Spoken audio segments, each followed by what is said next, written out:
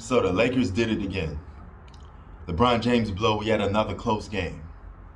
And this was a choke job or just failure to come in the clutch. But LeBron James is never a clutch performer like Michael Jordan and Kobe Bryant. I don't care what the numbers say. Okay, I don't care about no analytics and none of that bullshit.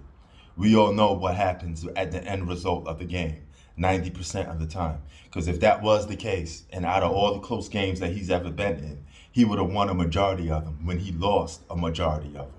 Okay, so that's not the issue. Your stats say one thing, but your end result, the end game, say a complete different thing.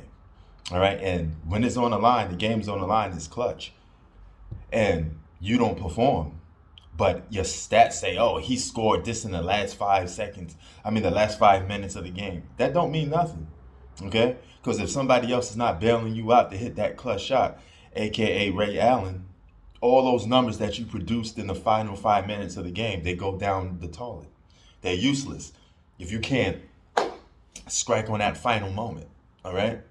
Because just like in life, everything comes down to the final moment.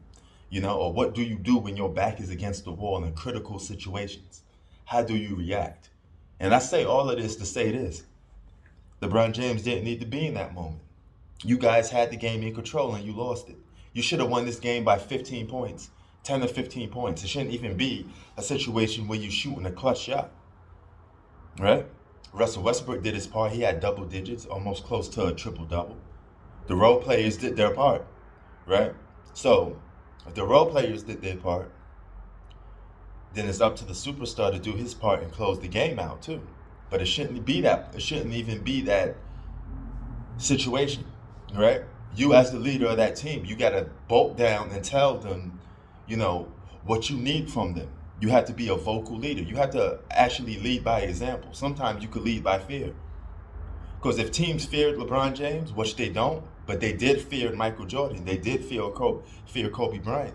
If they did that, if LeBron was like that, he would have won a lot of games just based off fear alone. Just imagine a guy that athletic, that big, able to strike fear into people.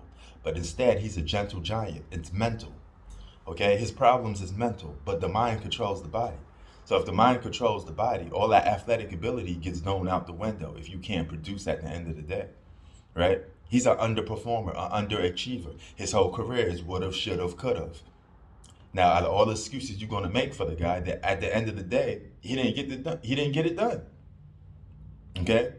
He do get some championships, but at the same time, he got championships by taking the easy road. Okay? Anybody could have got those type of championships that he got.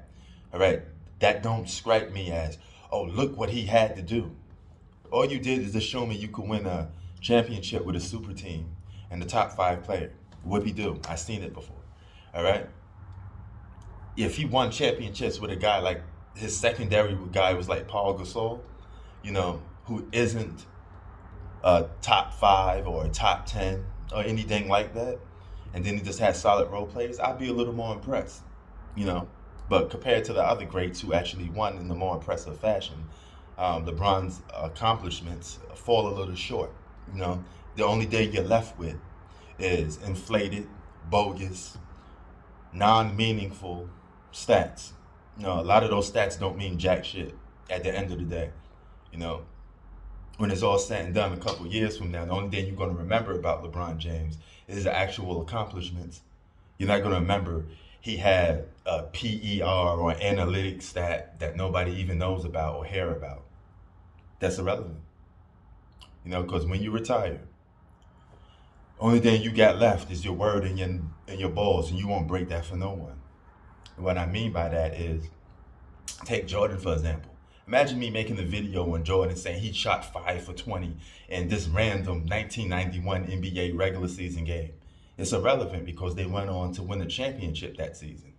Now, he did have some bad games, but again, who cares? It's the regular season. He went on to win the championship, okay? It's a marathon, not a sprint. That's why I still give them the benefit of the doubt that they could still make the postseason, the Lakers, because I had them going to the postseason. But you better not fail. You better not better not miss that postseason, excuse me. All right? Because this is part of your legacy. All right? This secures part of your legacy. Period. Now, to be the GOAT, that ship already sailed, dog. All right? But you have a chance to secure a spot in the top 5. You have a chance to secure a spot with the general public so they can embrace you, because at the end of the day, your legacy is all you're going to have. You don't want to be known just for super teams.